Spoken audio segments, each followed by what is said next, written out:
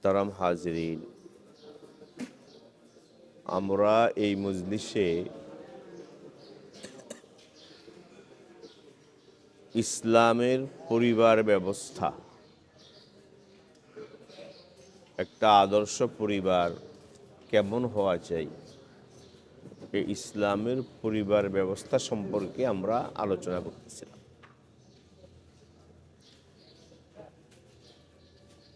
ইসলামের দেওয়া এই পরিবার ব্যবস্থা আল্লাহ প্রদত্ত একটা মহান নেয়ামত। এই যে আমাদের পরিবার জিন্দিগি, আমরা পারিবারিক বন্ধন, এই পারিবারিক বন্ধন এবং পরিবার জীবন, পরিবার ব্যবস্থা যা ইসলাম দিয়েছে, এই পরিবার ব্যবস্থা আল্লাহ প্রদত্ত একটা বড় নেয়ামত।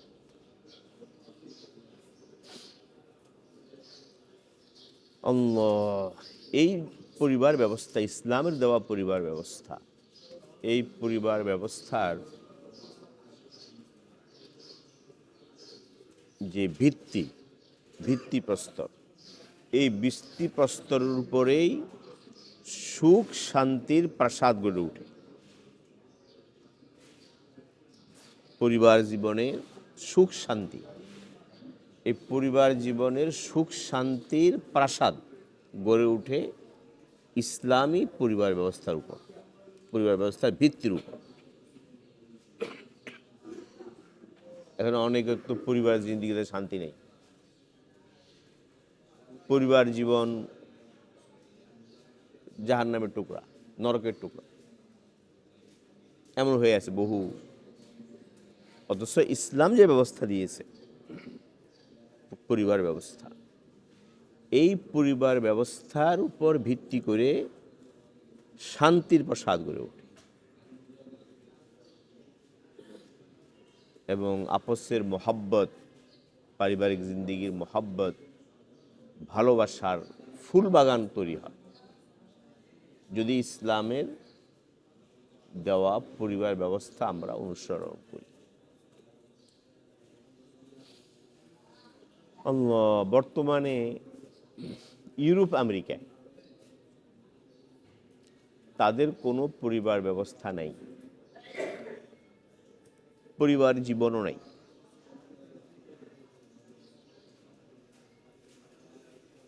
পারিবারিক কোনো পরিচয়ও নেই, সাধারণত ব্যতিক্রম থাকতে পারে। পারিবারিক বন্ধনও নাই, পরিবার ব্যবস্থাও নাই, পারিবারিক পরিচয়ও নেই। পুরো পরিবার জীবনটা ওদের বিধ্বস্ত। একটা সন্তান পিতামাতার পরিচয় পায় না, পিতামাতা সন্তানের পরিচয় পায় না, স্বামী স্ত্রীর মধ্যে কোনো সম্পর্ক নেই, স্বামী এক জায়গায় তো স্ত্রী আরেক জায়গায়, স্বামী এ হোটেলে, স্ত্রী আরেক হোটেলে। এই পুরা পরিবার জীবনে তাদের বিধ্বস্ত, যার কারণে তাদের জাগতিকভাবে সব উন্নতি হয়েছে, একেবারে উন্নতির তারা উচ্চ শিখরে ইউরোপ আমেরিকা, কিন্তু তারাই সবচেয়ে বেশি অশান্তির মধ্যে। জাগতিক উন্নতির পরও তারা সবচেয়ে বেশি অশান্তির মধ্যে ডুবা। এবং এই এক জায়গায় পরিবার জীবন বিধ্বস্ত হওয়ার কারণে, ধ্বংস হয়ে যাওয়ার কারণে তাদের বহুবিধ সমস্যা এবং অশান্তি, আর সে অশান্তি থেকে বাঁচার জন্য ওরা আরো বিভিন্ন ধরনের অপরাধে লিপ্ত হয়। শান্তি নেই তো মদ খায়, মদ খেয়ে বেহোশ হয়ে থাকে, যতক্ষণ বেহোশ হয়ে থাকে ততক্ষণ সে আরামে আছে। বুঝেন নেই? মানে পরিবারের জিন্দিগিটা তাদের ইউরোপ আমেরিকার এত মানে জাহান্নামের টুকরা, অনল হয়ে পড়ছে, নরকের টুকরা হয়ে পড়ছে। এই পরিবার জিন্দিগিতে শান্তি না থাকার কারণে শান্তির সন্ধান করতে গিয়া মূল ভিত ধ্বংস করে দিছে, শান্তির ভিত ধ্বংস করে দিছে। এখন শান্তি পাবো কই? শান্তি পাওয়ার জন্য বিভিন্ন ধরনের অপরাধে কি হয়? লিপ্ত হয়, বিভিন্ন অপরাধ। শেষ পর্যন্ত আত্মহত্যার পথ বাঁচে। ওখানে আত্মহত্যার সংখ্যাও কি? অনেক বেশি। আল্লাহ তাআলা আমাদেরকে, মুসলিম উম্মাকে যে পরিবার ব্যবস্থা দিয়েছে, এই পরিবার ব্যবস্থা যদি আমরা মেনে চলি, তো দুনিয়ার জিন্দেগিতে আমাদের পরিবারটা হবে শান্তির ঘর, শান্তির নীড়, আপসের ভালোবাসা, মোহাব্বতের বাগান। আর আখিরাত তো আছে। ইসলামের মতো এত সুন্দর পরিবার ব্যবস্থা আর কারো কাছে নেই, কোনো কেউ দিতে পারে না। এই যে পরিবার ব্যবস্থার আপসের বন্ধন মজবুত হওয়া, সম্পর্ক মজবুত হওয়া, আপসের ভিতরে মোহাব্বত সম্প্রীতি থাকা, এটা নির্ভর করে পরস্পরের দায়িত্ব এবং সচেতনতার উপর। পরস্পরের প্রতি পরস্পরের দায়িত্ব, সচেতনতা এবং আপসের একে অপরের হক আদায় করা, এর উপর নির্ভর করে পরিবার জিন্দেগির শান্তি এবং শৃঙ্খলা। পরিবার জিন্দেগি যদি শান্তি থাকে, এই ব্যক্তির জীবনে শৃঙ্খলা আসবে। আর পরিবার জিন্দেগিতে অশান্তি হয়, শৃঙ্খলা আসবে না। পরিবার জিন্দেগি কি আসবে না? শৃঙ্খলা আসবে। পরিবারের জিন্দেগিতে শান্তি থাকলে শৃঙ্খলা আসবে এবং যৌন পবিত্রতা, পবিত্র যৌন জীবন আল্লাহ তাআলা দান করে। তো এটা নির্ভর করছে প্রত্যেকে তার দায়িত্ব পালনের উপর। পরিবার জিন্দেগির শুরু হয় পিতামাতা দিয়া, পিতামাতা সন্তান, এর মাধ্যমে পরিবার জিন্দেগি কি হয়? শুরু হয়। তো পিতামাতার প্রতি সন্তানের উপর পিতামাতার হক কি, এ সম্পর্কে আমরা আলোচনা করেছি। পিতামাতার হকগুলো কি কি? সন্তানের উপর পিতামাতার হক, 1 নম্বর হক হইল পিতামাতার হক সন্তানের উপর। 1 নম্বর হক হলো পিতামাতার সাথে সদাচার এবং সদ্ব্যবহার করা, সদাচার এবং সদ্ব্যবহার করা পিতামাতার সাথে। পিতামাতা যদি সন্তানের প্রতি অন্যায় করে, বাপ সন্তানের জুলুম করে, অবিচার করে, আল্লাহ না করে, তারপরও আল্লাহর হুকুম হলো তুমি তোমার পিতামাতার সাথে সদাচার করো, সদ্ব্যবহার করো। এমন কোনো কথা বলা, এমন কোনো কাজ করা নিষেধ যার কারণে পিতামাতা শারীরিক মানসিক কষ্ট পায়। মানে কতটুকু সুন্দর কথা! পিতামাতা শারীরিক কষ্ট পায় বা মানসিক কষ্ট পায়, এরকম কোনো কাজও না করা, এরকম কোনো কথাও না বলা, এটা পিতামাতার সন্তানের উপর প্রথম হক। এরা খেয়াল রাখবো। বলে আমার উপর জুলুম করে, অন্যায় করে, আমার সাথে দুর্ব্যবহার করে, তো করলে এটা উনার বিষয়, উনারটা ভিন্নভাবে বলা হবে, সামনে আসতেছে। কিন্তু আমি সন্তান হিসেবে আমার দায়িত্ব কি? বুঝলেন না কথাটা? আমার পিতা আমার সাথে ভালো ব্যবহার করে না, ভালো আচরণ করে না, আমার হক দেয় না, আমার উপর অন্যায় করে, তো পিতাই করছে। এখন কি আমি অন্যায়ের জবাব অন্যায় দিয়ে দেবো? আমি কি মন্দের জবাব মন্দ দিয়ে দেবো? ইসলাম এটা শিখায় না। মন্দের জবাব মন্দ দিয়ে দিলে মন্দ বাড়বে, সংশোধন হবে না। মন্দের জবাব দিতে হবে ইদফা বিল্লাতি হিয়া আহসান। আল্লাহ বলছেন ফাইজাল্লাযী বাইনাকা ওয়া বাইনাহু আদাওয়াতুন কান্নাহু ওয়ালিয়্যুন হামীম। কেউ যদি তোমার সাথে দুর্ব্যবহার করে, মন্দ ব্যবহার করে, তো আল্লাহ বলছেন তুমি মন্দের জবাব মন্দ দিয়ে দিও না, তুমি তাকে উত্তমভাবে তার কথার জবাব দাও। তো মন্দের জবাব যদি তুমি উত্তমভাবে দাও, তো দুজনের ভিতরে আল্লাহ তাআলা, দুজন শত্রুতা আপসের মধ্যে, এই দুজনের মধ্যে আল্লাহ তাআলা মুহাব্বত এবং সম্প্রীতি পয়দা করে দিবেন আস্তে আস্তে। আর যদি মন্দের জবাব দিয়ে মন্দ দিয়া দিই, তাই তো কি বাড়বে, আবার তিক্ততা আরো। এই জন্য পিতামাতা যদি আমার উপর, অনেকে বলে, অনেক সন্তান বলে পিতামাতা আমার সাথে ভালো ব্যবহার করে না, আমার হক দেয় না। তো যদি আল্লাহ না করুন পিতামাতা আমার সাথে খারাপ আচরণও করে, কিন্তু আমি সন্তান হিসাবে আমার দায়িত্ব হলো পিতামাতার সাথে সদাচরণ করা এবং সদ্ব্যবহার করা, এবং এমন কোনো কথা মুখে না আনা, এমন কোনো কাজ না করা যার দ্বারা পিতামাতা কষ্ট পায়। খেয়াল থাকবে, 1 নম্বর হক কি? 1 নম্বর হক হলো এইটা, পিতামাতার সাথে সদাচর এবং সদ্ব্যবহার। এমন কথা কাজ না করা, না বলা, যাতে পিতামাতার কি হয়, কষ্ট হয়। এই পিতামাতার 1 নম্বর হক, সন্তানের প্রতি পিতামাতার 1 নম্বর হক। 2 নম্বর হক হইল পিতামাতার যাবতীয় বৈধ আদেশ নিষেধ মেনে চলা।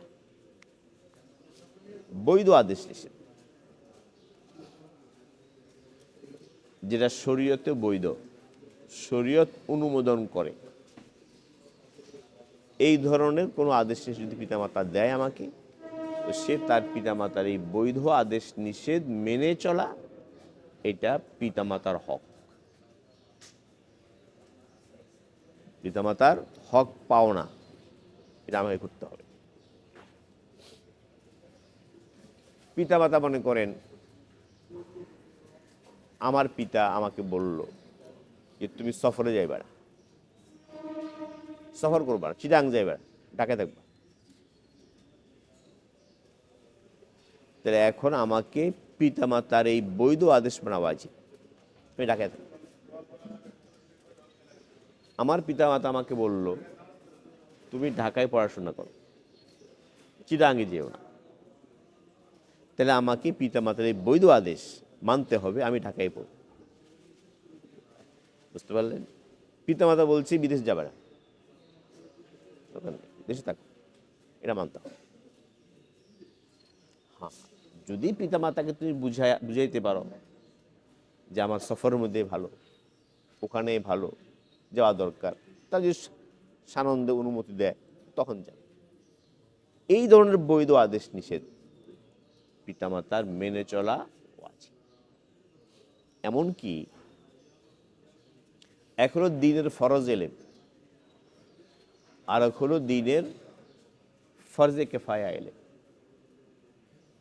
দ্বীনের ফরজ এলেম হাসিল করার জন্য যদি পিতামাতা বাধা দেয়, ওই যে পড়তেছিল ফরজে আইনের এলেম, তো ফরজে আইনের এলেম শিখার ব্যাপারে যদি পিতামাতা বাধা দেয়, নিষেধ করে, এটা মানবে না। এটা কি মানবে না, মানা জায়েজ না। ফরজে আইনের এলেম শিখতে দিচ্ছে না আমাকে, যেখানে গেলে আমি ফরজে আইন শিখতে পারবো সেখানে আমাকে যে নিষেধ করে, এটা মানবে না। কিন্তু যদি পিতামাতা আমাকে ফরজে কেফায়ার এলেম, ফরজে কোনটা?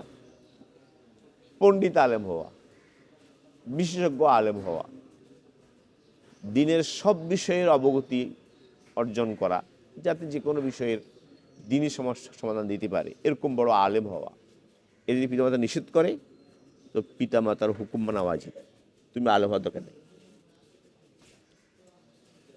কথা বুঝছেন? আলেম হওয়ার কি নেই দরকার নেই। পিতামাতা তোমাকে ডাক্তার বানাবে, ডাক্তার বানাবে, ইঞ্জিনিয়ার বানাবে, বানাবে। হ্যাঁ, পিতামাতা ফরজ পরিমাণ এলেম শিখতে আমাকে কি করে নিষেধ, তাহলে মানবে না। কথা কি বুঝতে পারছেন? মানে ফরজে আইনের এলেম শিখতে যদি পিতামাতা আমাকে নিষেধ করে, তো পিতামাতার এই আদেশ মানবে না, এটা শিখবে। পিতামাতাকে বুঝাবে না, এটা আমার এত গুরুত্বপূর্ণ। তো এই পিতামাতার সন্তানের প্রতি, সন্তানের উপর পিতামাতার দ্বিতীয় হক হলো এইটা যে পিতামাতার বৈধ আদেশ নিষেধ মেনে চলা। পিতামাতা যদি অবৈধ আদেশ করে, আল্লাহর শরীয়ত বিরুদ্ধে আদেশ করে, সেটা মানার কোনো অবকাশ নেই, সেটা মানবে না। আবার পিতামাতার সাথে দুর্ব্যবহারও করবে না। মনে করেন, আল্লাহ না করুন, পিতামাতা হারাম খেতে বলে, সুদ খেতে বলে, ঘুষ নিতে বলে, অন্যায় অত্যাচার করতে বলে, জুলুম করতে বলে, কারো হক নষ্ট করতে বলে, আছে না এরকম? স্ত্রীকে বেপর্দা চলতে বলে, বৌমাকে। তাহলে এই যে অবৈধ আদেশ নিষেধ পিতামাতার, এটা মানবে না, এটা মানা জায়েজ নেই। সেক্ষেত্রে পিতামাতাকে সুন্দরভাবে বুঝাবে এবং পিতামাতার এই আদেশ এড়িয়ে চলবে, বাকি যথাসম্ভব তার সাথে সদাচার করবে, সদ্ব্যবহার করবে, আর আদেশ নিষেধ কি মানবে না। পিতা যদি বলে স্ত্রীর সাথে দুর্ব্যবহার করো, আছে না অনেকে, বউর সাথে, বৌমার সাথে যদি খারাপ আচরণ করতে পিতা বলে ছেলেকে,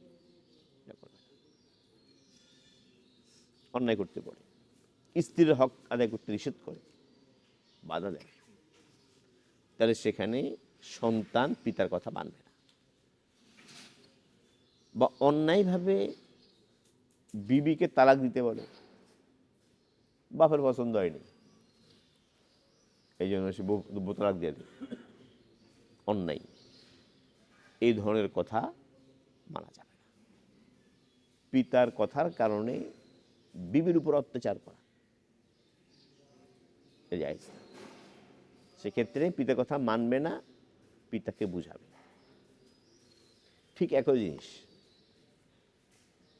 স্ত্রীকে খুশি করতে গিয়া পিতার সাথে দুর্ব্যবহার করা, পিতামাতার সাথে দুর্ব্যবহার করা, স্ত্রীর খুশি করা, এটাও না জায়েজ। পিতামাতাকে খুশি করতে গিয়ে স্ত্রীর প্রতি অত্যাচার করা, অন্যায় অবিচার করা, এটাও না জায়েজ। আবার বিবিকে খুশি করতে গিয়ে পিতামাতার প্রতি কি করা, কষ্ট দেওয়া, অন্যায় আচরণ করা, এটাও না জায়েজ। তো কথা হলো এইটা, 2 নম্বর হক পিতামাতার, সেটা হলো পিতামাতার বৈধ আদেশ নিষেধ মেনে চলা, যেটা বৈধ, কোনো সমস্যা নেই, মেনে চল। 3 নম্বর হক হলো পিতামাতাকে সবসময় সন্তুষ্ট রাখার চেষ্টা করা, খুশি রাখার চেষ্টা করা। আমার সন্তান হিসাবে আমার চেষ্টা থাকবে আমি আমার পিতামাতাকে সন্তুষ্ট রাখব। তো পিতামাতাকে সর্বদা সন্তুষ্ট রাখার চেষ্টা করা, খুশি রাখার চেষ্টা করা। একটা হাদিস শরীফের নবী সাল্লাল্লাহু আলাইহি সাল্লাম বলেছেন, রেজার রব ফি রেজাল ওয়ালিদাইন বা সখতুর রব ফি সখতিল ওয়ালিদাইন। পিতামাতার সন্তুষ্টির মাঝে আল্লাহর সন্তুষ্টি। কি বলছেন নবীজি? পিতামাতার সন্তুষ্টির মাঝে আল্লাহর সন্তুষ্টি। তার মানে আমি যদি খেদমত করে, সুন্দর আচরণ করে পিতামাতাকে খুশি রাখতে পারি, তো আল্লাহ আমার প্রতি খুশি হবে। আর পিতামাতার অসন্তুষ্টির মাঝে আল্লাহর অসন্তুষ্টি। কোনো কারণে যদি পিতামাতা আমার প্রতি অসন্তুষ্ট হয়, নারাজ হয়, তাহলে আল্লাহ আমার প্রতি কি হয়ে যাবেন। কথাটা এই হাদিসটা খেয়াল রাখি। নবীজি বলছেন রেজার রব ফি রেজাল ওয়ালিদাই, পিতামাতার সন্তুষ্টির মাঝে আল্লাহর সন্তুষ্টি, আর পিতামাতার নারাজি অসন্তুষ্টির মাঝে আল্লাহর অসন্তুষ্টি। আরেকটা হাদিসে নবীজি বলছেন হুমা জান্নাতুকা ওয়া নারুকা, পিতামাতা তোমার জান্নাত, পিতামাতা তোমার জাহান্নাম। পিতামাতা তোমার কি জান্নাত, পিতামাতা তোমার জাহান্নাম। মানে আমি যদি পিতামাতাকে খেদমত করে সদাচর করে তাদেরকে খুশি রাখতে পারি, তো তাদের খুশির কারণে আল্লাহ তাআলা আমাকে জান্নাত দান করে। এই পিতামাতা আমার জান্নাতে যাওয়ার মাধ্যম। আর আল্লাহ না করেও যদি পিতামাতাকে আমি কষ্ট দিই, আমার প্রতি পিতামাতা নাখোশ থাকেন, তাহলে আল্লাহও নাখোশ হবেন, আমার ঠিকানা জাহান্নাম। এটা সন্তানের উপর পিতামাতার ৩ নম্বর হক হইল পিতামাতাকে সন্তুষ্ট রাখার চেষ্টা করা এবং সবসময় তাদেরকে খুশি রাখা। কয়টা হক হইল? ৩টা। ১ নম্বর হক হইল পিতামাতার সাথে সদাচর করা, সদ্ব্যবহার করা, এমন কোনো কথা কাজ না করা যার কারণে পিতামাতা কষ্ট পায়। এটা ১ নম্বর হক।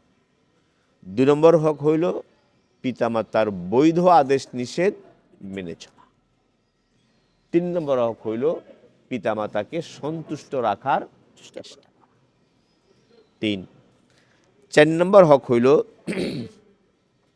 পিতামাতা যদি দরিদ্র হয়, মনে করেন তাদের খুরপোষের ভরণ পোষণের ব্যবস্থা নাই, পিতামাতা গরিব, তো পিতামাতা যদি দরিদ্র হয় তো সন্তানের উপর ওয়াজিব পিতামাতার ভরণ পোষণের ব্যবস্থা করা। হ্যাঁ, পিতামাতা নিজেই বিত্তশালী, তার টাকা পয়সা আছে, কোনো সমস্যা নেই, চলতে পারে, তো সেক্ষেত্রে পিতামাতার ভরণ পোষণ দেওয়া সন্তানের উপর কি না? ওয়াজিব না। ওয়াজিব না। আপনি যতটুকু পারেন হাদিয়া দেন, খেদমত করেন, ঠিক আছে, কিন্তু ভরণ পোষণ দেওয়া কি নয়? ওয়াজিব। পিতামাতা কর্ম অক্ষম, অসুস্থ, কর্ম অক্ষম, কাজ করতে পারে না, এখন সে আপনার মুখাপেক্ষী, এক্ষেত্রেও পিতামাতার ভরণ পোষণ দেওয়া সন্তানের উপর কি? ওয়াজিব। তো এক কথায় পিতামাতার যদি ভরণ পোষণের ব্যবস্থা না থাকে, তো তাহলে সন্তানের উপর ওয়াজিব পিতামাতার ভরণ পোষণের কি করা? ব্যবস্থা করা। যেমন আপনার বিবি আপনার সন্তানের ভরণ পোষণ করা আপনার উপর ওয়াজিব, ঠিক তেমনিভাবে আপনার পিতামাতা যদি দরিদ্র হয় বা কর্ম অক্ষম হয়, তো তাদেরও ভরণ পোষণ ব্যবস্থা করা সন্তানের উপরে ওয়াজিব। ঠিক আছে, কয়টা হলো? 4টা। 5 নম্বর হলো হক পিতামাতার খেদমত করা। খেদমত বলতে শারীরিক খেদমত, দৈহিক খেদমত, মানসিক খেদমত, 2 ধরনের খেদমত করা। পিতামাতা যদি খেদমতের মুখাপেক্ষী হয়, পিতামাতা খেদমতের মুখাপেক্ষী না, তো সেটা তো ভিন্ন। পিতামাতা যদি খেদমতের মুখাপেক্ষী হয়, তো সন্তানের উপর ওয়াজিব পিতামাতার দৈহিক শারীরিক খেদমত করা। যেমন মনে করেন পিতামাতা অসুস্থ, তো সে অসুস্থ পিতামাতার শারীরিক খেদমত করা কি? ওয়াজিব। পিতামাতার গোসল করায় দেওয়া, উজু করায় দেওয়ার কেউ নেই, গোসল করানোর কেউ নেই, উঠতে বসতে পারে না, হয় না, ঘুমাইতে পারে না, মাথায় তেল দিয়ে দেওয়া, হাত পা টিপে দেওয়া, যাতে একটু আরামে ঘুমাইতে পারে। এই শারীরিক খেদমত সে যখন মুখাপেক্ষী, এই মুখাপেক্ষী হলে পিতামাতার দৈহিক খেদমত করা, শারীরিক খেদমত করা সন্তানের উপর কি ওয়াজিব। ওর সন্তান এত ব্যস্ত, কর্মব্যস্ত, চাকরি ক্ষেত কামার, তার ব্যবসা বাণিজ্য নিয়ে, তখন কি করবে? তখন পিতামাতার উপর ওয়াজিব খেদমত করার জন্য কোনো লোক নিয়োগ করবে। পিতার উপর ওয়াজিব, সে পারতেছে না সরাসরি তার কর্মব্যস্ততার কারণে, তো তাহলে তার উপর ওয়াজিব হলো পিতামাতার খেদমত করার জন্য লোক নিয়োগ দেওয়া। যে খেদমত করবে, মার খেদমত করবে, বাপের খেদমত করবে, ওয়াজিব। কোনো ব্যক্তি যদি এমন হয় যে সে নিজেও খেদমত করতে পারে না, পারতেছে না, আবার তার কাছে এত সামর্থ্য নেই যে কোনো লোক নিয়োগ করে পিতামাতার খেদমত করবে, গরিব, সে নিজেই আপনার কুলি মজুর এসব কাজ করতে হয়, আর পয়সাও নাই যে কাউকে রেখে খেদমত করাবে, তখন কি করবে? তো তখন জুতুর উপর সে করবে, তার বিবিকে বলবে, তখন বিবির উপরও দায়িত্ব এসে যায়। বিবির উপর তখন দায়িত্ব এসে যায় শ্বশুর শাশুড়ি কি করা, খেদমত করা। প্রথমে দায়িত্ব বিবির উপর না, এটা খেয়াল রাখবেন।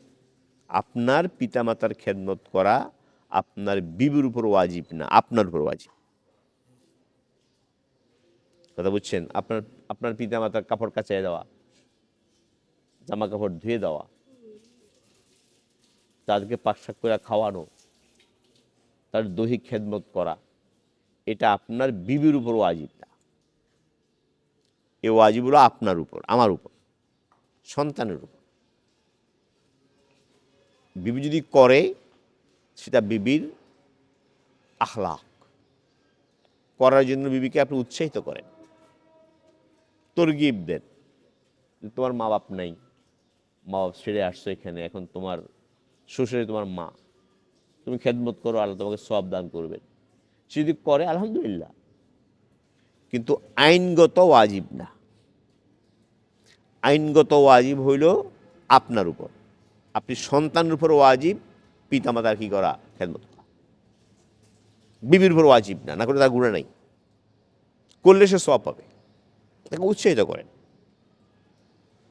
হ্যাঁ, যদি এমন হয় যে সন্তানেরও সামর্থ্য নাই, কাউকে রেখে খেদমত করাবে সে সামর্থ্য নাই, তো সেক্ষেত্রে বিবির উপরে এক ধরনের দায়িত্ব এসে যায়, মানে আইনগত দায়িত্ব, যে শ্বশুর শাশুড়ি কি করা, খেদমত করা। তো 5 নম্বর হক এটা, 5 নম্বর না 6 নম্বর হলো, 5 নম্বর হক হলো এটা, পিতামাতার কি করা, খেদমত করা, সেবা যত্ন করা। 6 নম্বর হক হইল পিতামাতা যদি কোনো অসুবিধায় পড়ে ডাকে, কোনো অসুবিধার কারণে বিপদ আপদে রাখছে সন্তানকে, তো সন্তানের জন্য পিতামাতার ডাকে সাড়া দেওয়া আছে।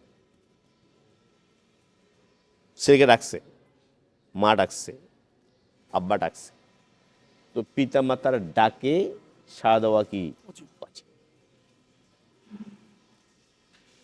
এমনকি যদি সন্তান ফরজ নামাজ পড়তেছে, মনে করে সন্তান, আমি ফরজ নামাজ পড়তেছি, আপনি পড়তেছেন, আমি পড়তেছি, এই অবস্থায় পিতামাতা তাদের কোনো বিশেষ জরুরতের কারণে বা অসুবিধায় পড়ে ডাক দিছে, তো শরীয়তের মাসলা হলো ফরজ নামাজ ছেড়ে দিয়ে পিতামাতার ডাকে সাড়া দেওয়া। কথা বুঝছেন?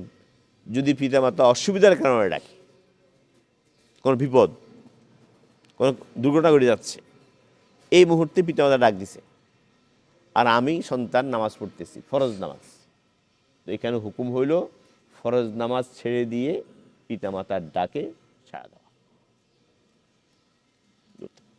হ্যাঁ, যদি বিষয়টা এমন হয় না পিতামাতা কোনো বিপদের কারণে বা অসুবিধার কারণে খুব জরুরি ডাকছে, এরকম না, এমনি ডাকে, তো এমনি ডাকে কোথায় আছে এটা আপনি বুঝতে পারবেন। তো যদি এরকম হয় যে কোনো জরুরতের কারণে ডাকে নেই, তো সেক্ষেত্রে আপনি ফরজ নামাজ ছাড়বেন না, ফরজ নামাজ তাড়াতাড়ি শেষ করবেন, দ্রুত শেষ করে পিতামাতার কাছে যাবেন।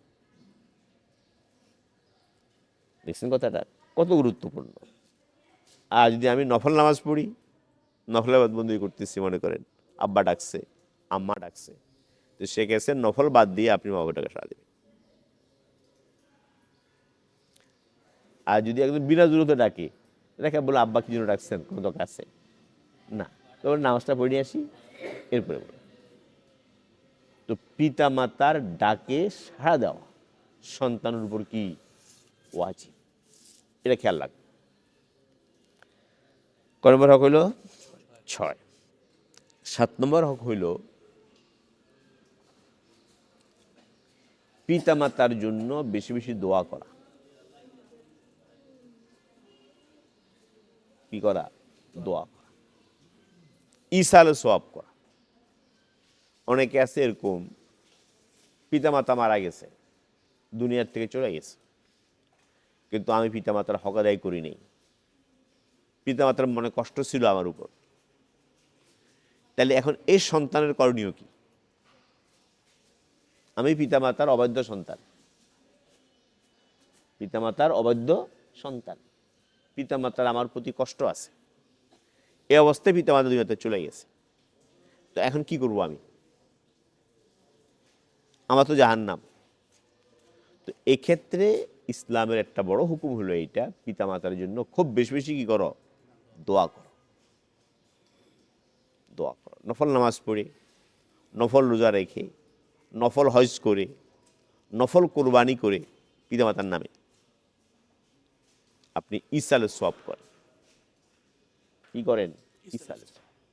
আর বেশি দোয়া করা, আল্লাহ আব্বা আম্মাকে জান্নাত দেন, রব্বির হামহুমা কামা রব্বায়ানি সগীরা, এর দোয়া বেশি বেশি পড়া। এবং পিতামাতার জন্য মালি এবং মালি আবাদতের মাধ্যমে ইসা সওয়াব করা। কি আবাদত? মালি আবাদত। পিতামাতার নামে দান খয়রাত করবেন, গরিব মিসকিনকে দেবেন, খাওয়াবেন, পিতামাতার ইসরার জন্য। তো পিতামাতার জন্য ইসার সবের জন্য মালি আবাদত করা, দান খয়রাত করা, এটাও পিতামাতার কি হক। পিতামাতার, যদি আমি পিতামাতার জন্য দোয়া করি এবং পিতামাতার অবর্তমানে পিতামাতার জন্য সদকা খায়রাত করি, দান খায়রাত করি ইসার সবের জন্য, তো আল্লাহ তাআলা ইনশাআল্লাহ কিয়ামতের ময়দানে অবাধ্য সন্তানের উপর পিতামাতাকে খুশি করে দেবে। আমি যে অবাধ্য সন্তান ছিলাম, তো আমি অবাধ্য সন্তানের উপরে আল্লাহ তাআলা পিতামাতা কি করে দিবেন? খুশি করে দেবেন। এর মধ্যে খেয়াল রাখা চাই, পিতামাতার জন্য সদকায়ে জারিয়া করা, এটা সবচেয়ে উত্তম। পিতামাতার নামে কি করা? সদকায়ে জারিয়া। এমন কোন মালি খেদমত করা যেটা সবসময় জারি থাকে। যেমন পিতামাতার নামে মসজিদ বানাইলেন ইসার সবার জন্য, মাদ্রাসা বানাই দিলেন, মক্তব বানাই দিলেন। মক্তব বহুত জরুরি, মহল্লায় মহল্লায়, পাড়ায় পাড়ায়, মসজিদে মসজিদে পিতামাতার ইসার সবার জন্য কোরআন শিক্ষার ব্যবস্থা করে দেওয়া, ওদের জন্য মসজিদ নির্মাণ করে দেওয়া, মক্তব নির্মাণ করে দেওয়া, এরকম কিতাব কিনে দেওয়া, কোরআন শরীফ কিনে দেওয়া। যে সমস্ত তালেবেরা দিন লেখাপড়া করে তাদেরকে দিনই কিতাবপত্র কি কিনে দেওয়া, এগুলো সদকায়ে জারিয়া। সদকায়ে জারিয়া। পিতামাতার নামে বা জনসেবা কাজ করা, পুকুর খনন করে দিল, পিতামাতার জন্য পানির ব্যবস্থা করে দিল, টিউবওয়েল দিয়ে দিল পিতামাতার জন্য, মানুষের সেখান থেকে পানি পান করবে গ্রামের মানুষ। এই সদকায়ে জারিয়া করা পিতামাতার জন্য, এটা পিতামাতার হক। তো পিতামাতার কয় নম্বর হইল?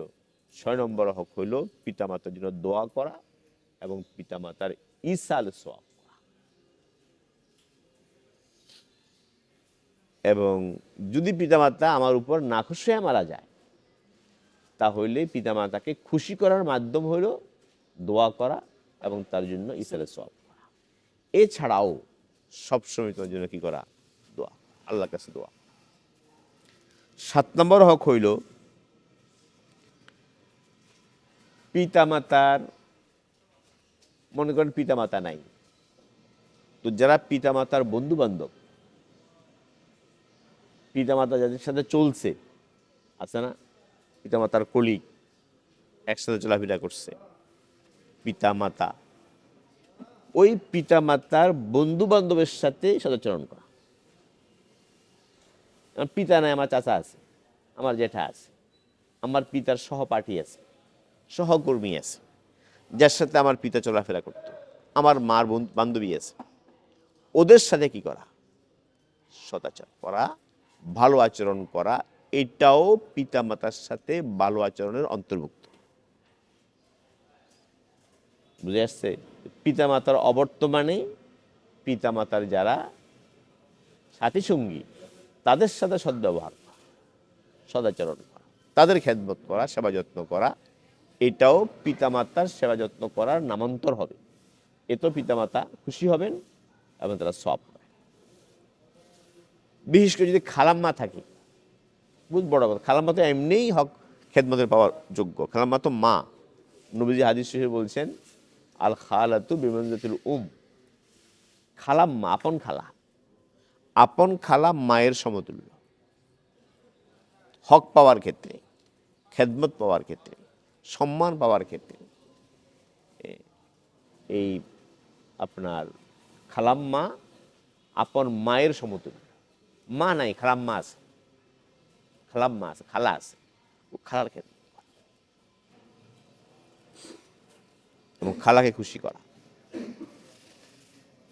তো এইটা 7 নম্বর হক হলো এইটা, পিতামাতার অবর্তমানে পিতামাতার বন্ধুবান্ধব, সহপাঠী, তার কলিগ, এদের সাথে সদাচরণ করা, সদ্ব্যবহার করা, এটাও পিতামাতার সাথে সদ্ব্যবহার করার অন্তর্ভুক্ত।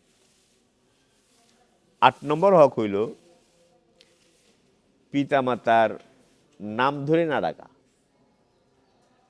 আছে না, নাম ধরে ডাকি, পিতামাতার নাম ধরে না ডাকা। প্রয়োজন হলে নাম নিবে, সেটা ভিন্ন জিনিস, পরিচয়ের জন্য নাম নেবে, আব্বার নামেই, কিন্তু নাম নিয়ে পিতামাতাকে ডাকা সন্তানে, এটা বেয়াদবি। আমাদের দেশে, আমাদের বিশেষ করে শহরে একটা ফ্যাশন হয়েছে এখন, পিতামাতাকে তুমি বলে, বলে না তুমি, সন্তান পিতারে কি বলে?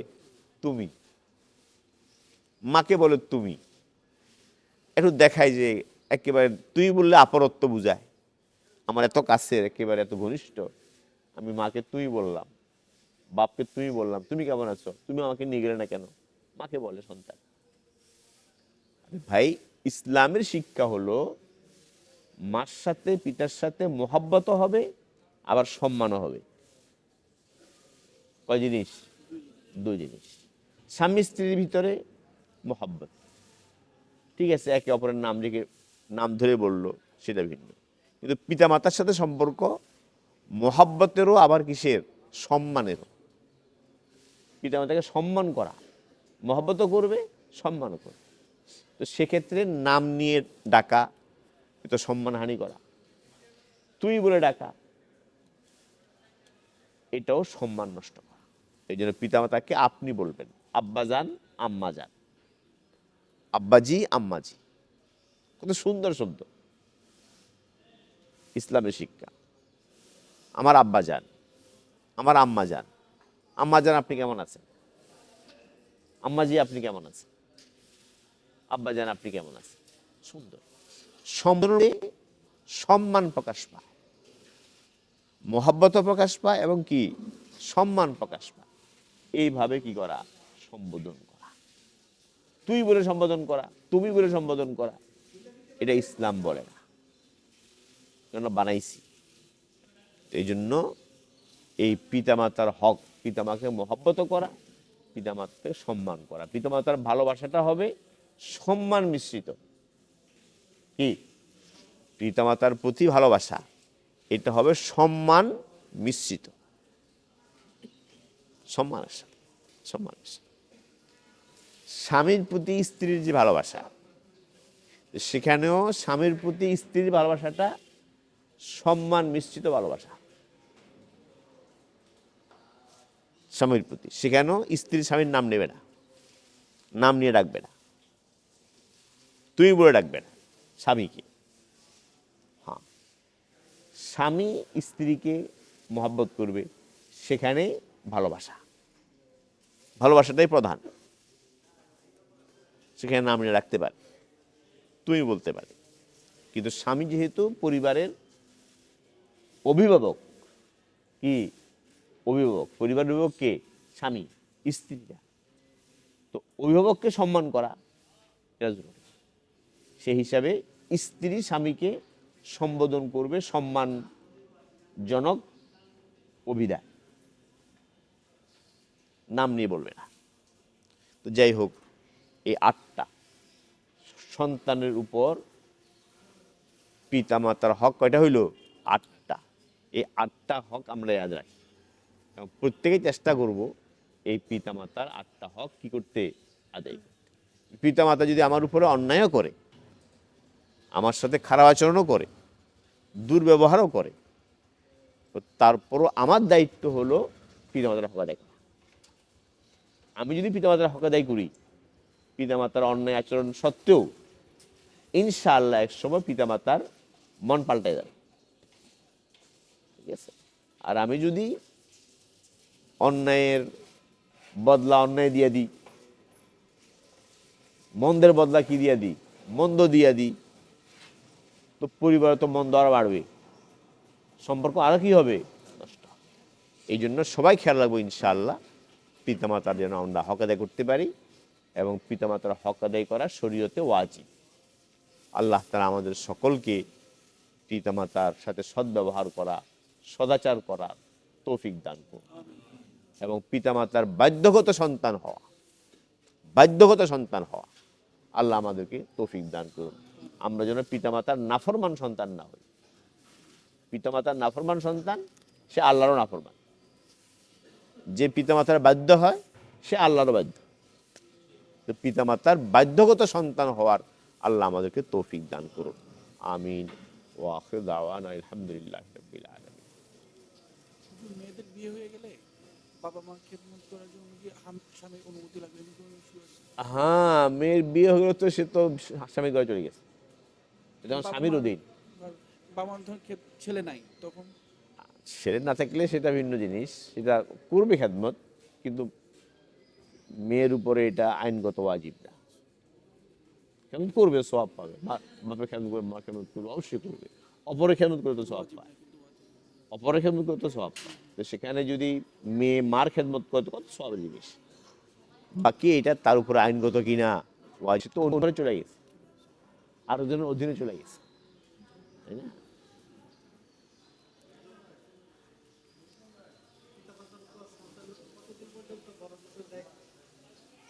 পিতামাতার ভরণ পোষণ, ও সেটা আগামী মাসে ইনশাআল্লাহ।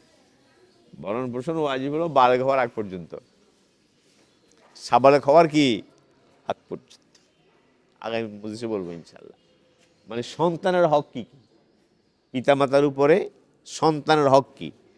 মেয়ের ভরণ পোষণ দিতে হবে বিয়ে দেওয়া আগ পর্যন্ত, পাত্রস্থ করার আগ পর্যন্ত মেয়ের ভরণ পোষণ, শিক্ষা, ভরণ পোষণ সব দায়িত্ব কার? বাবা। আর ছেলের দায়িত্ব বালেগ হওয়া পর্যন্ত। বালেগ হয়ে গেলে ছেলের ভরণ পোষণ দেওয়া বাবার উপর ওয়াজিব না, মানে আইনগত ওয়াজিব না, মামলা করবেন আপনি, এইটা না। হ্যাঁ, দিবে আখলাক, আমার সন্তান তারা পড়াশোনা করাবে, তো সবে জিনিস করবে, কিন্তু আইনগত কিনা ওয়াজিব না। আচ্ছা, এখন তো হ্যাঁ,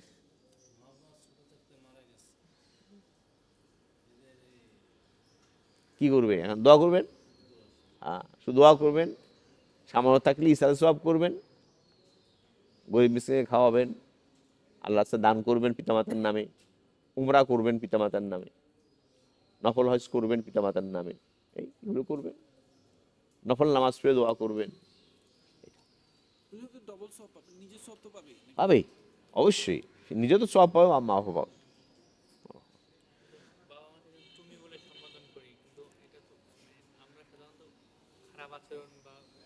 উদ্দেশ্য না, কিন্তু তারপরও না, এটা চেঞ্জ করা দরকার। এটা আমাদের ইসলামী তাহজিব না, ইসলামী তাহজিব, ইসলামী সভ্যতা এটা নয়, এটা হলো পশ্চিমা তাহজিব। আমাদের ইসলামী তাহজিব হলো পিতামাতার সম্বোধন হবে সম্মানজনক ভাষায়, যে সম্মান প্রকাশ পায়, উনি সম্মান আমার সম্মানের, উনি আমার মাননীয়, আব্বা আমার মাননীয়, মা আমার মাননীয়া, কাজে তাকে সম্মানজনক অভিধায় তাকে আমি সম্বোধন করব। আম্মা যান, আব্বা যান, আম্মাজি, আব্বাজি। আব্বা আপনি কোথায় যাবেন, আম্মা যান আপনি কি করছেন, এইভাবে কথা বল। মা তুমি কোথায়, বাপ তুমি কোথায় গেছিলা, না, এ তুমি তুমি নেই। এটা ইসলামী আদর্শ নয়, ইসলামী তাহজিব সভ্যতা নয়, এটা অপসংস্কৃতি, এটা আমরা বানাইছি আমরা সব ক্ষেত্রে অন্যদের উপর। এখানে তো মা কষ্ট পায় না, ঠিক আছে কষ্ট পায় না, না পাক, কিন্তু এই ভাষাটা কিনা ইসলাম পছন্দ করে না।